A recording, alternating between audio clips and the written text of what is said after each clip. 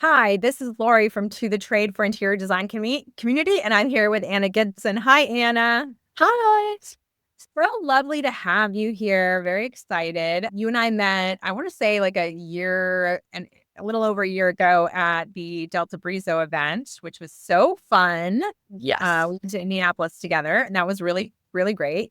And, I've since learned a lot about you and your business and your journey. And I thought it would be great to have you on the podcast because you've gone through something kind of significant. And I think it would really help a lot of other designers who might be going through something similar. But well, first, we're going to start and talk about you and your business. So tell us a little bit about you, how you got into interior design.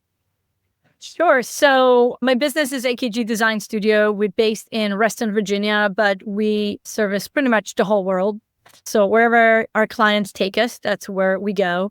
I always loved interior designer. My favorite game was always Legos. My dad is a civil engineer. I am like, the work that I do is just like this compared to his project and what he's doing. But I pretty much grew up on a construction site. So every weekend it was a hard hat trip to another one of his projects to earn and get, allowances and money, extra pocket money. I would sit and color his blueprint. That's back in the day when blueprints still were blueprints, no color, no nothing. I would calculate materials, how much cement trucks they needed for whatever project.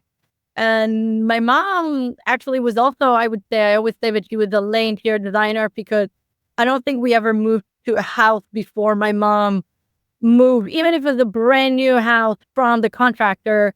I don't think we ever moved to a house before my mom changed the whole layout, moved the kitchen from one side of the house to another. Even now, years later, they've been in the same condo for the last 25 years. She always had some kind of a crazy project that's going on, and there's So it's in the always blood. something. It's in the blood. What? Yes. So it's So yeah. So it's like generational. yes. Yeah. So it was kind of like, it was like there was no other option, right? So, but we're all very design related. My sister is one of the main designers for Wix in Tel Aviv. So, and I took that side of the design. So we're all somehow in the design, creative engineering part of the world that has to do with construction or design. So I kind of had no choice.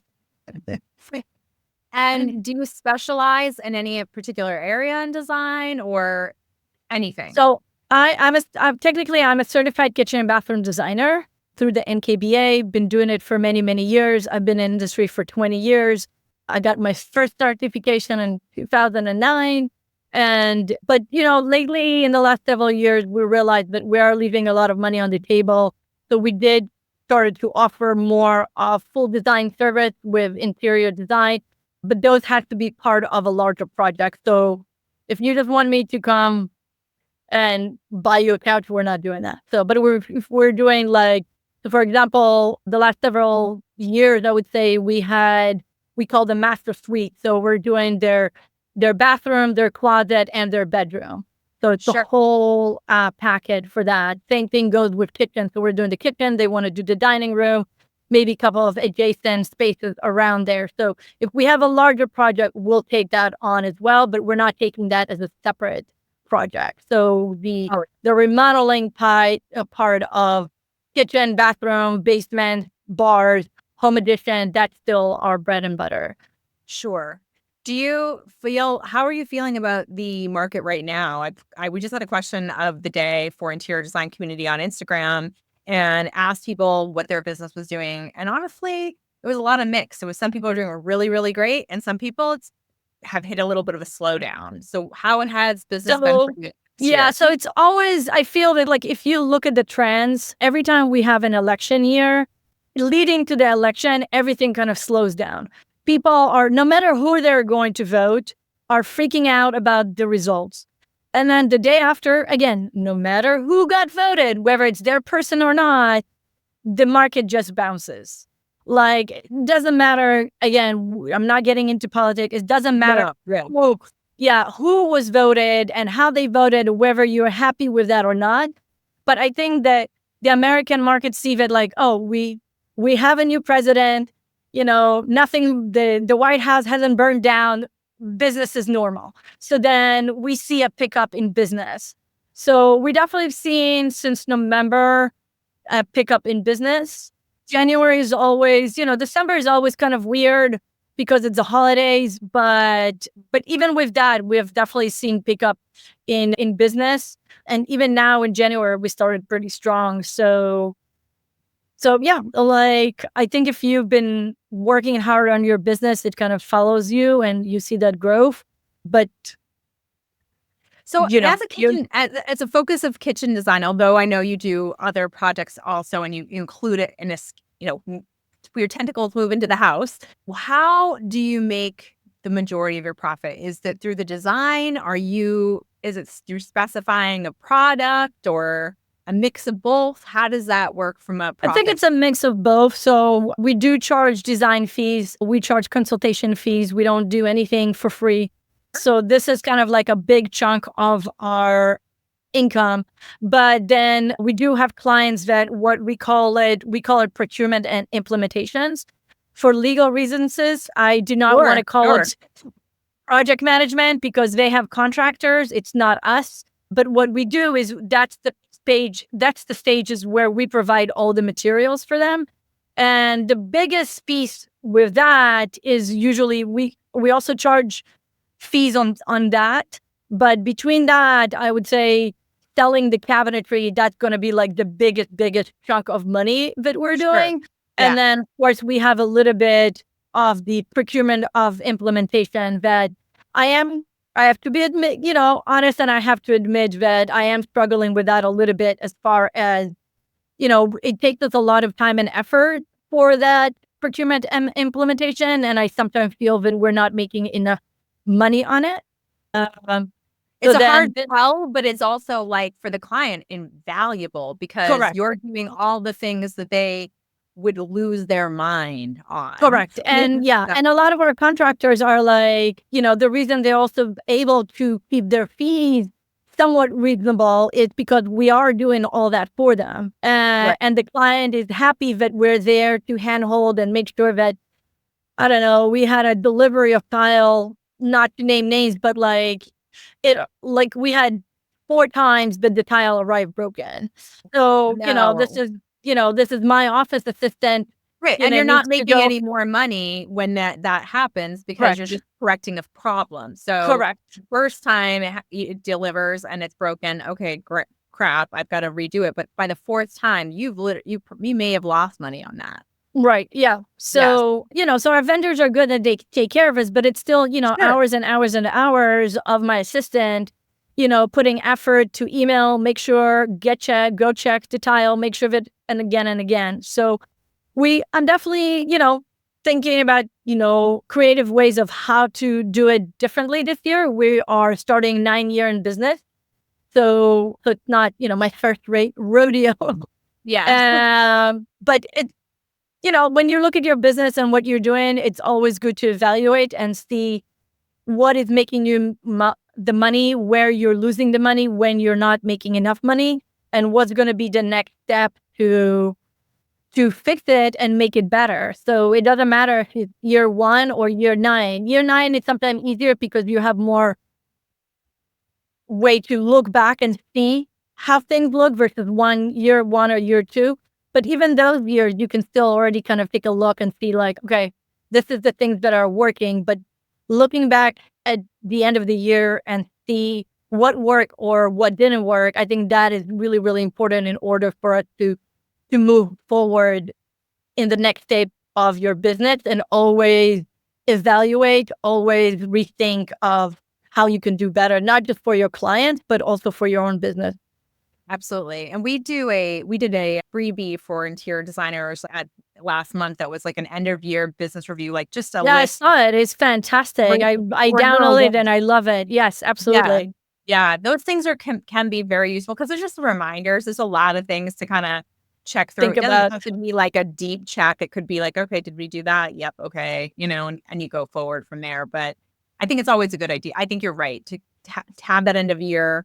And January is a good time to do that because it kind of does. Most designers slow down after the holidays, or at least have that some It time off. is. And like also we've been having this like crazy like weather here. Like so like I keep joking with my vendors in Canada that I can't order cabinets from them anymore because they keep bringing the cold with them. And I'm like, I don't know what's happening. Like, please stop. I'm New You got, Hampshire, so it's yeah, always no, cold you here guys are where used to it. We're in Virginia and we were told that it's going to be El Nino. It's going to be nice, warm winter. And it's like, so I like didn't even went and beef up my wardrobe for this year. I'm like, what is sweaters? I love it. I love it. Yeah. So I wanted to kind of dive into kind of a problem I think that a lot of some designers are going through or have gone through. You experienced long COVID.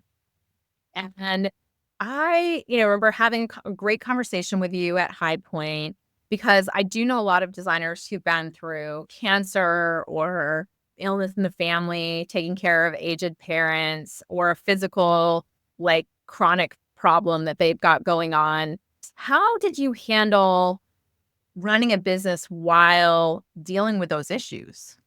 Yeah. So it was definitely not easy. So I got my second bout with COVID after we came back from Germany. That was the first NKBA tour. And pretty much the last day, I'm like, I'm feeling well, at least stay away from everybody else. And by the time I got home, I was already married and wearing a mask, kind of thinking like, okay, what's happening?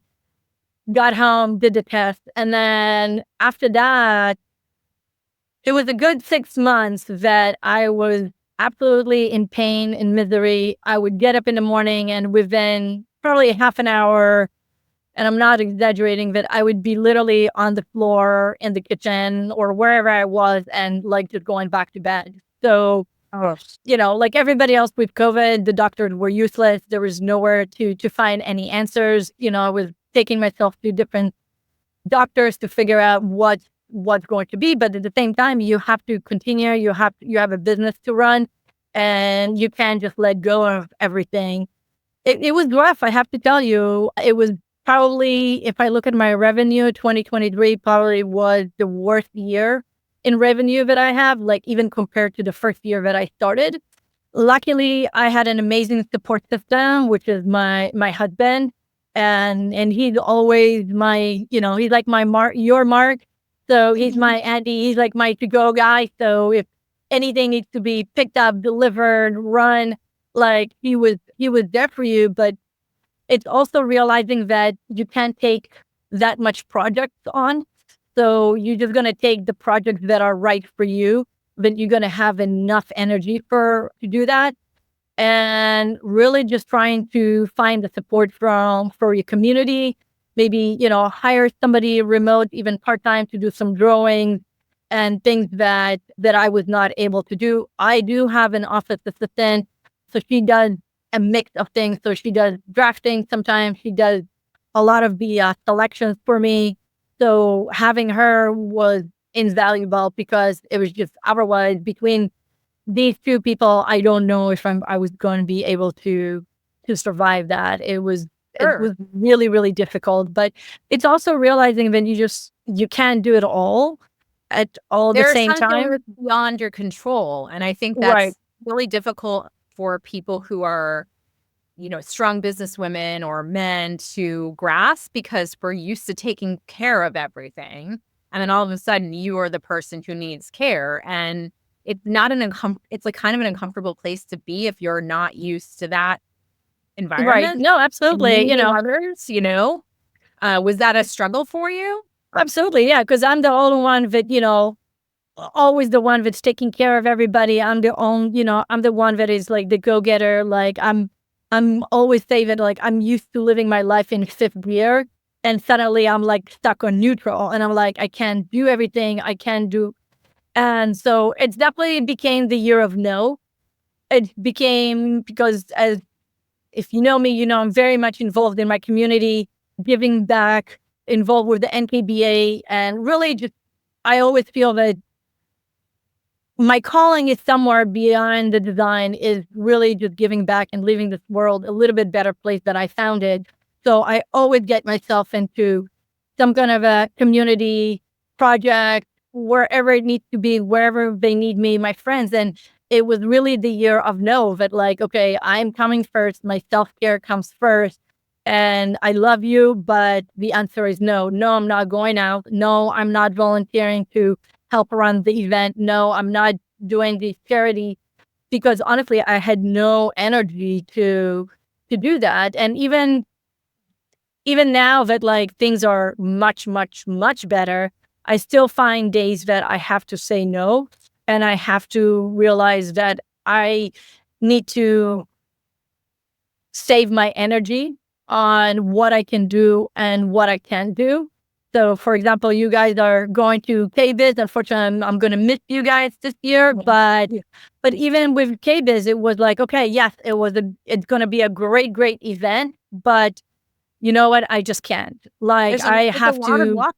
It's very Well, physical. People don't recognize when you go to KBiz how physical it is. You can do 30,000 steps in a day. That's for someone. easily. And like, and it's so excited because you want to go out in the evening to all the dinners and hang out with your friends and go out to the bar and do the vendors lunches and dinners and to do all the things. And yeah, I had to be like, okay, this is not that important. This is great to be there. And this is my schedule. And it's going to be more important for me to stay up and, do that evening event versus tonight. And I'm just going to stay in bed and chill and not do everything for the rest of the day. So, and I think as business owners, as mom, it's so hard for us to say no and be like, okay, no, thank you. And really prioritize us and our health versus say yes to everything and to everyone. And I think whether you're sick or not, I see it in a lot of my girlfriends that we are all going to like this phase in our life that saying no, it's okay. And hanging out at home in your PJs, that's okay. And hanging out with your girlfriends in PJs, that's okay. We have a whole thing now going called wintering, which means that, no big events, but, just hanging out in PJs and having 101 drinks and just chilling, because everything else and everything around us between our work, the world, it takes so much energy from us. It takes such an emotional toll on us and we have to be, especially as a business owner and as a designer, we have to be on our A game, right? We have to be responsible for everything. And so much money, right? I mean, there's a lot of responsibility and actual dollars that rely on you. Right. And we are responsible for, to pay for our lease for our studios. If we have that, we are responsible for paying our employees' salaries. We're responsible to help support the family in some kind of a financial capacity. So we have so many responsibility that we always put ourselves back, and realizing that is actually negate the whole purpose. And honestly, I always say it, I do not believe like in balance. Like, I think work-life balance is bullshit. It was created in the 40s for women to go back into the workforce. And they're like, oh, you can do everything. You can balance it. There is no balance.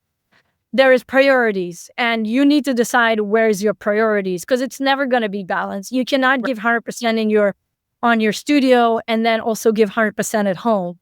And a lot of times, especially when I started my business, my priority was to start my business. So my daughter till this day still jokes like, Mom, like, we haven't seen you in 2 years. I'm like, yeah, because this was the first 2 years was my deep dive into my business. In order for me to later on be able to take you to auditions all over the country so you can get into the best school that you dreamed of in New York, I needed to take those 2 years to build it up in order so me later being able to pull back and do everything that I want to do with you. And so she's still laughing. Like every time we do something, she's like, oh, you're still paying back for the fact that I haven't seen you in 2 years. So there is no balance, and it's hard because, if you have a supporting family that can be there for you and understand that, they need to take the cooking and the cleaning and getting the cleaning lady and, maybe do the Blue Apron meals or whatever it is, keep, take the slack so you can do whatever you want, that's invaluable. And I don't know, and that's really depends on your family Not and every what designer, you yeah, not every designer gets that for has that. sure. Yeah. Absolutely. But it's wonderful when you do have a support system, even if it's emotional support. I have heard Yeah. designers talk to me in DMs saying, gosh, I wish my partner would just say, I get it. This is hard. I think you're doing the right things. Or it's just the emotional side of it also, because this job can be just so stressful on top of very time consuming. Oh, So absolutely. It's, even like a second ago, like, I was like late for us to start because my guys came and he showed me photos and I'm like, yeah, we cleaned up. We're ready, for the next phase of the project. And I'm looking at the backsplash and I'm like, where is the shelf? And they're like, oh, we'll install the shelf later. And I'm like, I told you that this shelf needs to be installed before the backsplash because it's the shelfology which has to be installed behind the drywall. So now you're gonna have to pull up all the backsplash and install it. So lucky for wow. you, we do have some extra tile here, but I would live it because I went through them like about 6 times about the fact that it needs to be installed before. So, there is always something. There's always Sure. stress beyond, you have clients. My husband always says and my husband works in physical security, right? My husband is responsible for people's lives all over the world. And he said that he would never do my job because the stress I is love just, that.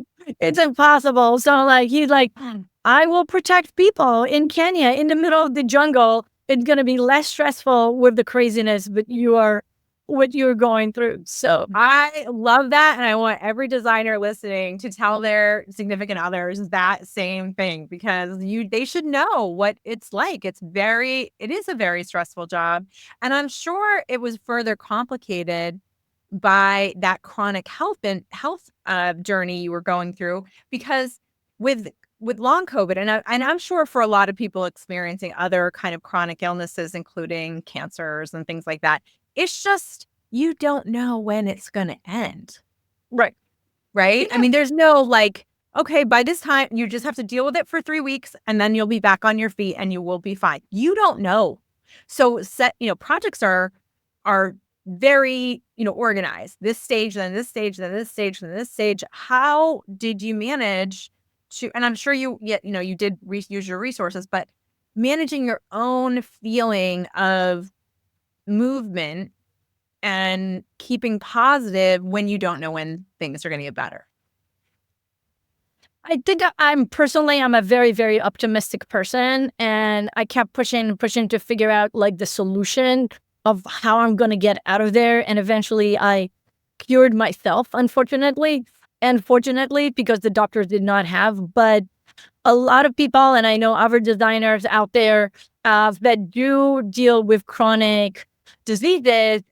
And it's actually even worse because it's not something that you want to talk about. It's not something that people can see, Well, right? Because it also feels like a weakness, especially in women. We don't correct. want to be weak, because we're already kind of considered weak. So, Yeah. you know, So it that's was helpful. really, as I said, it was really just managing my energy. So if I got up in the morning and I had really good energy, I would do as much as possible in the few hours that I felt good. And then when it was time to like, okay, my head, everything, all my bones were hurting, it was like, okay, I'm done for the day. I'm going to let my clients know. I'm going to let my contractors know that, I'm going to get back to them in a day or two.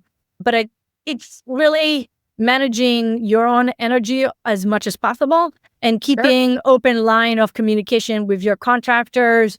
I'm lucky I have contractors that I've been working with for several years. Like the longest one, I've known him before I even started the project. So my own company. So we've known each other for over 12, 13 years.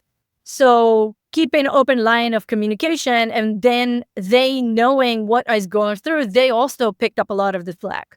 because they're like, okay, we know you can't do that. Okay, we'll come and pick it up. We'll send our guys to do that. You just tell me what you want. Let's jump on a Zoom call. You don't have to come to the job site. Let's just jump on the Zoom call and you tell me, and I'll show you what needs to be. So you can be in bed doing whatever needs to be done. And, you don't have to be on the job site. But again, I've been in the industry for 20 years. I have my business for 9 years. So having such an amazing support system all around me was really the only thing that kept my business floating and moving forward. And as I said, my revenue definitely tanked because I was just not able to, if we had projects that came in, they came in, but I was not actively going and marketing and networking and bringing the business.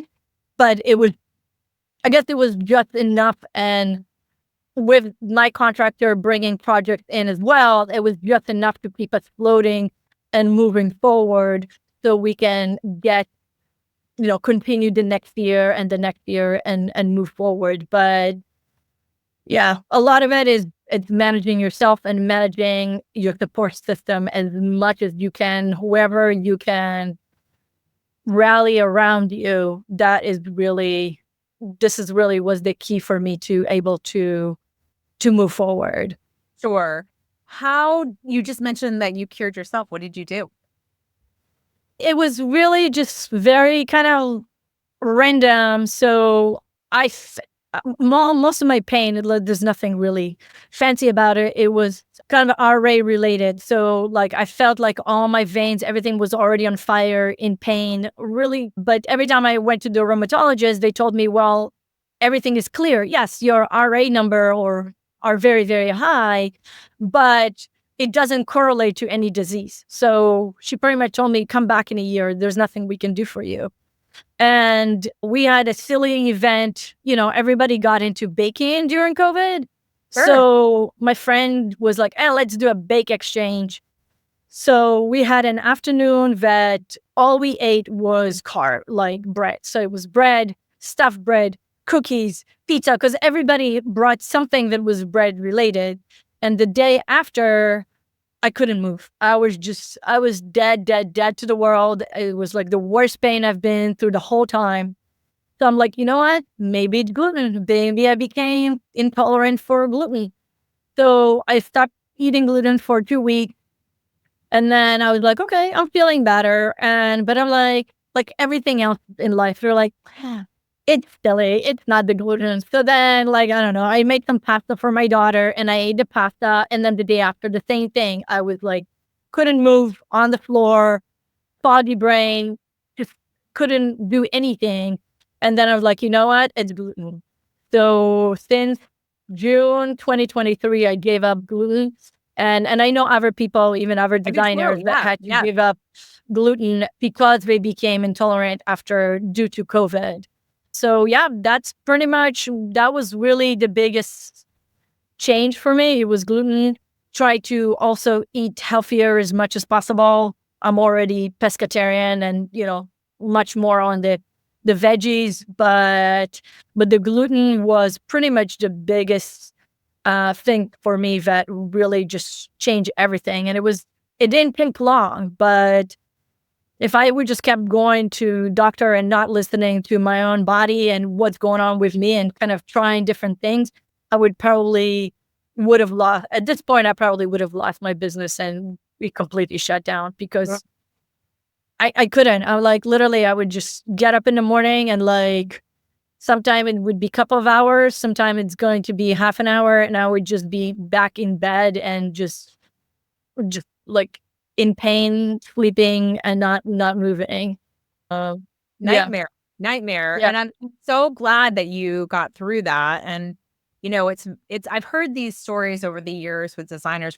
I've had lots of behind the scenes conversations about illness, about just wake up calls with help as we get older, because I just think interior design is such a stressful job that even if it's not a chronic illness, sometimes it's just that managing of that stress catches up to us at a certain point in time when you're young and, everything, you bounce back super easy. It doesn't seem to affect us. But then as you get a little bit older, then you get these like health wake up calls. Maybe your blood pressure goes crazy. Maybe it's, some other sort of thing. And that is when I think that what you're talking about has such value for designers, because managing what you need to do to get through it so that you have a business on the other side of it is the goal, right? So figuring it out step by step, breaking it apart like it's the puzzle of design, and trying to figure your way through whatever that is, whatever health journey you're on,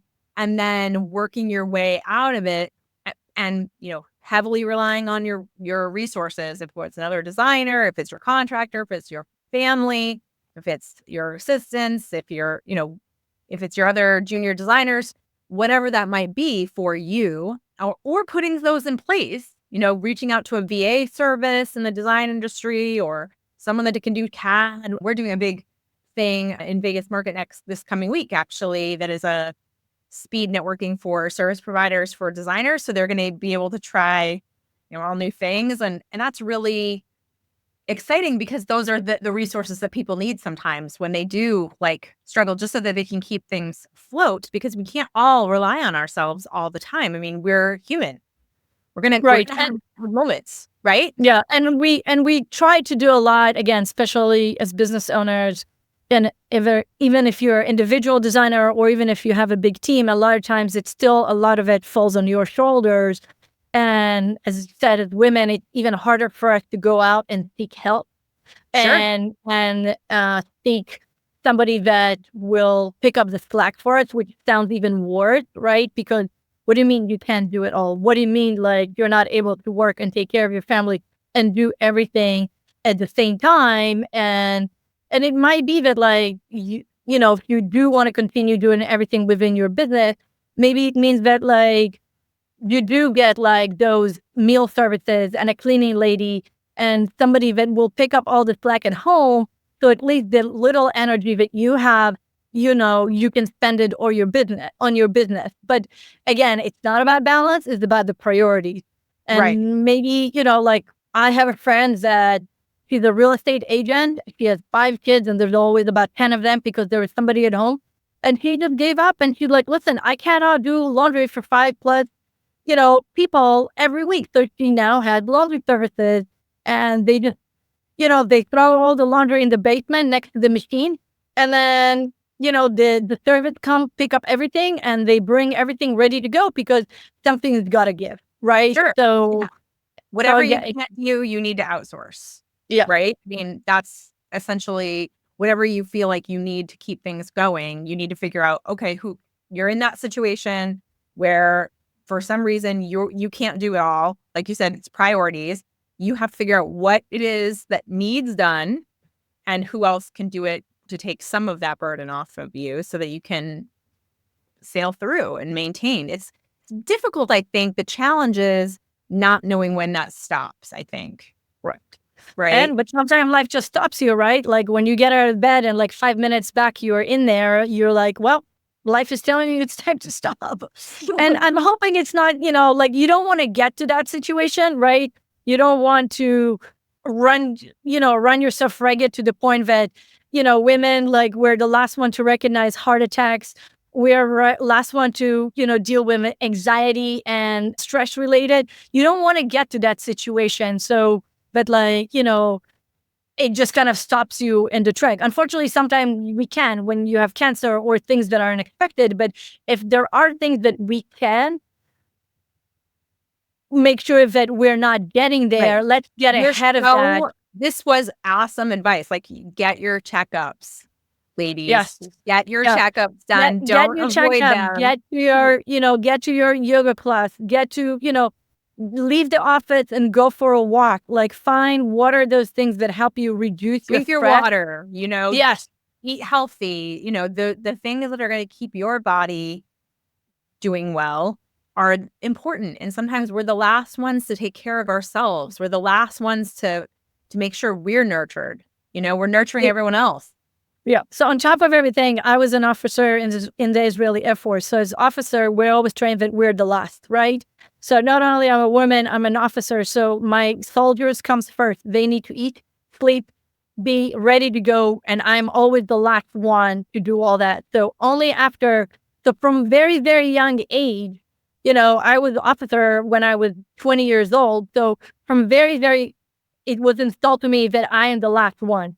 I'm the last one to the meal. I'm the last one to the shower. I'm the last one to the bed because I need to make sure that everybody's taken care of. And as women, on top of it, we're always, always like taught that, That's we, hugely impressionable too. You were a very young woman, and that has to be so ingrained in you now. yeah, absolutely. That And that's everybody great. needs to be taken care of first before us. And it's hard to break that cycle Sure. that you are going to, you need to create space for yourself in order to, we always joke and we're said like it's like an airplane, right? If you don't take the air mask for yourself first, you can't help others. Right. And this is where we always forget to do that. But talking about all the resources, I wanted to say that like community like ours, right? Like our design community is amazing. Like when I just started a business or had my original business that was, I don't know, 18 years ago, we didn't have that, right? We were very isolated. We didn't have those groups that were online and on Facebook that were openly sharing resources and tried and true. And now we have our communities that like people don't feel afraid to share because they're not in the same category, they're not in the same territory. So we have that opportunity to, hey, I'm looking for a VA. I'm going to jump on Laurie's group. And I know that it's going to be 15 people that's going to give me people that they've been working and they know who are those persons. So you don't need to reinvent the wheel on finding those people and finding those resources that are going to help you to go through rough time and good times. Because sometimes good times even when you're building, your business is booming, right? When you're building, your business is booming and you're like drinking out of the hose, right? Because you have all this business coming and you don't know how to manage it. So now it's a good problem to have, but you also know how to manage it because if you're drinking out of the hose, you're going to be choking if you don't know how to like, okay, here's the bucket that I'm going to divide things into. So now I can actually keep bringing all these business to it and having all these resources. I think that is like one of the most amazing things for me that came with social media and creating community like ours in the last several years that I'm so, so grateful for. Has it been a challenge to delegate? Yes and no. So as I grow older and wiser, I feel that it got, yes, easier because I'm like, I have to. Like, again, it was that year that I'm like, if I'm not going to delegate, it's now not going to get done. And sometimes it's still very, very hard because you know that something that probably would taking me 20 minutes to do, now it's going to take somebody else 3 hours to do. And it's the being okay with that. Because that 20 minutes, you're still going to be able to do something else, right? So yes, it's taking me 20 minutes. Yes, it's going to take them 3 hours. But those 20 minutes, I can go for a walk. I can leave the office early and go for my yoga. I can do phone calls to follow up on leads and new clients. But those 20 minutes, I can do something else that's going to be much more productive for my business. And as a young business owner, I think it's much harder to accept it, and especially as designers, because we have our vision for the client. We have our vision for our brand. It's much harder to relinquish that control and knowing that somebody is going to take care of that brand, take care of our client the way we want to take care of them. Yeah, control sometimes is very difficult because they're never going to do it the exact same way you would. Correct. Even if you have the best, standard operating procedure out there, it's not necessarily. And then the mistakes. Sometimes the designers call me and text me and they're like, "Oh, they made a mistake. It's so big." And it's so frustrating because but it's normal. I mean, you might have made the same mistake, but because it's someone else doing it, it becomes like there's a big flashlight on it. There's a big spotlight on that Right. mistake. Like, oh, if I had done it, we would have been perfect. Right. Absolutely. Yeah. No, absolutely. It's like, it is like that. But so, and it's sometimes just, you know what, if this is where it's super hard, then find the little things that might be easier to delegate, right? Something that is not, we're not emotionally connected to. So maybe delegate your accounting, right? So instead of you sitting and recycling and reconciling receipts for hours, delegate that. There's nothing emotional about reconciling receipts, right? It's Yeah. just so technical. Print a receipt, write what it is, which client it is, and give it to your accountant, and then they reconcile it at the end of the month. There is nothing that they can screw up. There is nothing that is emotional, and it's not going to impact your client. So maybe that's something little that you can start with, that you don't feel that it's going to be something that is going to impact your clients, impact your brand, but it's something that is off your desk that Right. easily can be done by somebody else, but you don't need to spend 3 hours on the weekend or on an evening or carve time out of your day, that you can do things much more important. And a lot of times, like, one of the things that I always think about is like, how much out of my time it's going to cost me, right? So my time costs $300, $500 an hour, right? If I'm paying somebody even $100 an hour to do my accounting, this is like $400 that I can now dedicate to actually bring a new project and make more money, versus having those $500 of hour, of my time that I'm going to be sitting there and doing my own accounting.